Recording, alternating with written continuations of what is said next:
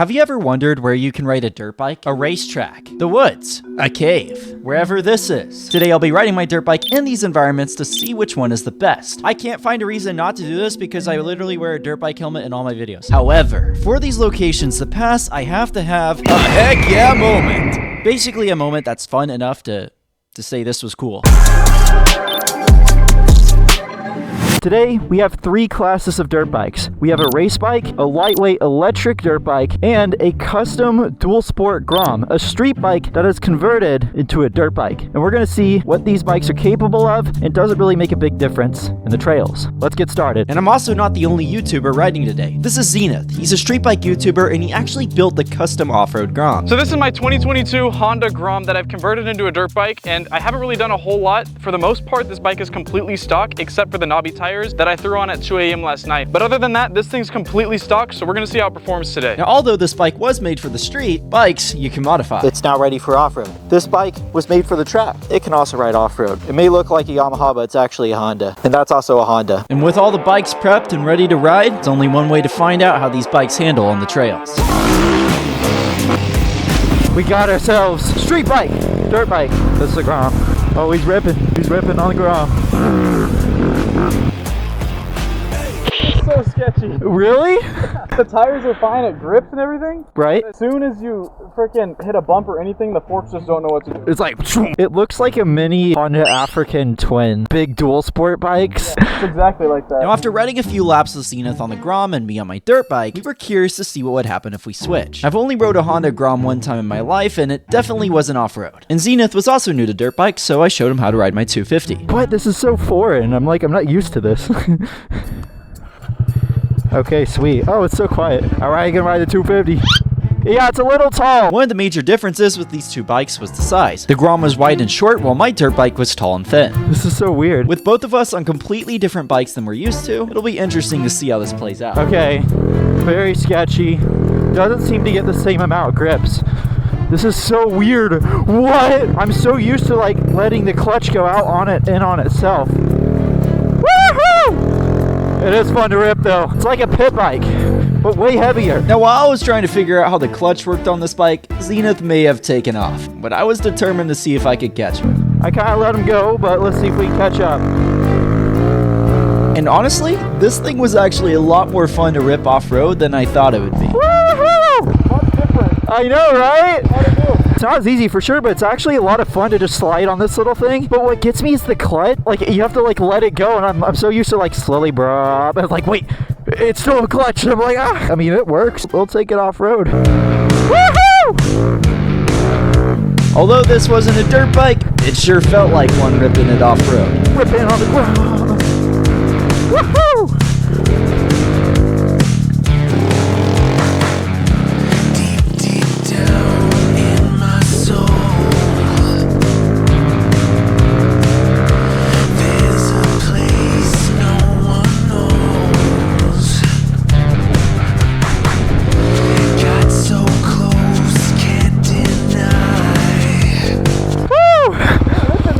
Yeah, dude, this thing is fun. No, it works. Yeah. It'll ride. This is so much different than a street bike. I know, right? Definitely way different than a dirt bike handles, but it's actually a lot of fun because it kind of just like goes with its motion and slides around. I like how short and thick it is.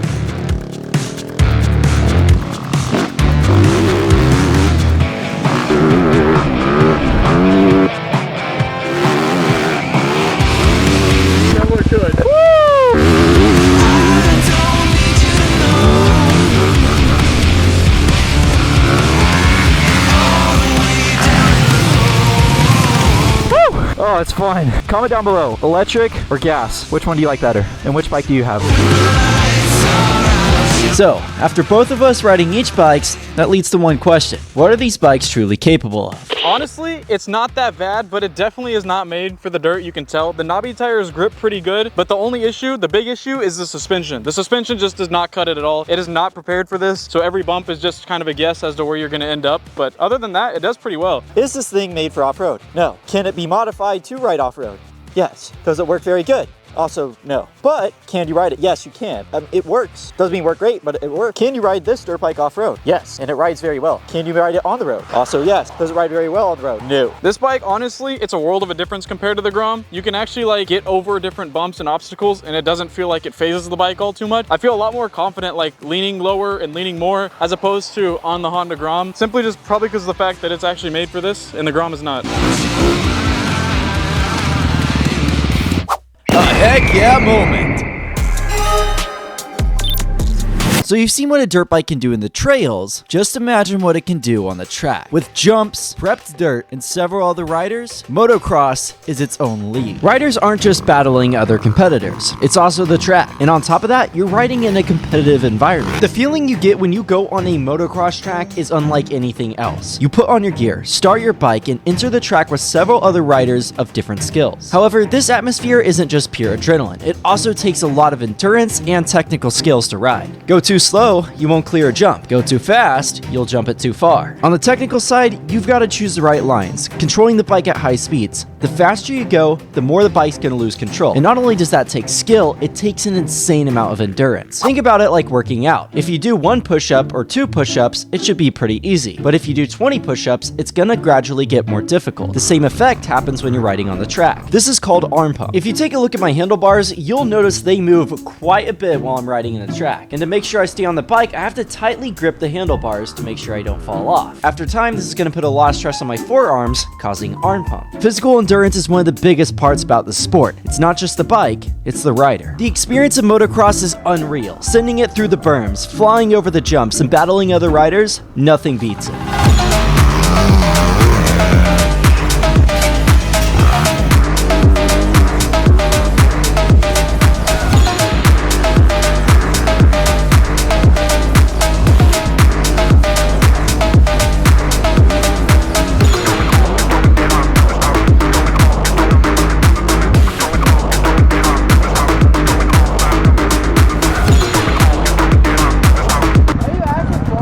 Yes, sir, man. No way. Follow you, dude. Dude, thanks. A heck yeah moment.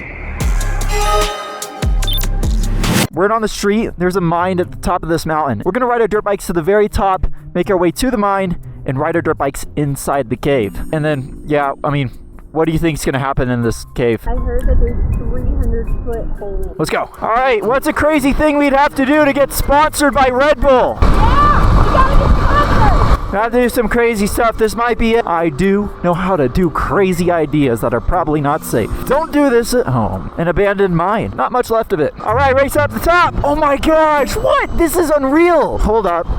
This place is real. That guy was just doing burnouts. Now this place used to be a huge mining town back in the 1800s. Not much left of it now, but there's some history involved. I'm over here on a futuristic electric dirt bike. How did they build this in the 1800s with the technology and equipment they had? Looks like a railroad track broke down. I wonder if that ever happened. Yeah, we gotta hurry. We gotta be there at like 5:30. Whoa, that's zip line? This is unreal. I wonder if this is how it was built. What? I'm trusting this with my life. That's creaky. Ooh. We gotta make it to the top before the sink falls. Here we go. First person to ever ride a dirt bike in a cave mine. Now, what you're gonna see when I enter this mine is gonna shock you. So much, in fact, that it actually deserves its own full video.